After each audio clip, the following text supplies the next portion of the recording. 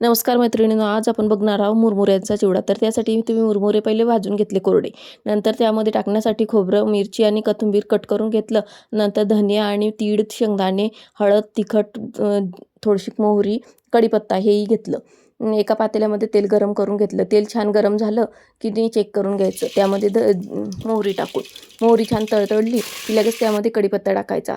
थोडंसं मागे व्हायचं, नाही तर ते अंगावर ओढण्याची भीती राहते. लगेच आपण त्यामध्ये मिरची पण टाकून घेणार आहोत. मिरची छान फ्राय होऊ द्यायची, म्हणजे त्याचा छान टेस्ट येते चिवड्याला. नंतर लगेच आपण मिरची फ्राय झाली की शेंगदाणे आणि खोबरं टाकून घेणार आहोत. शेंगदाणे आणि खोबरं छान लालसर रंगापर्यंत भाजून घ्यायचं. नंतर चिरलेली कोथिंबीर त्यामध्ये टाकायची आणि धने थोडेसे हातावर दाबून टाकायचे, म्हणजे एकाचे 2 खापा होतील अशा प्रकारे. नंतर धने आणि तीळ टाकल्याच्या नंतर लगेच थोडंसं तिखट, हळद आणि मीठ टाकून घ्यायचं. हे टाकल्याच्या नंतर ते मिक्स करून घ्यायचं आणि मुरमुरे ठेवलेले होते ते त्यामध्ये टाकून ते सर्व एकत्रित करून घ्यायचं. झाला आपला चिवडा तयार. बघू शकता तुम्ही किती छान आणि 5 मिनिटात तयार झाला.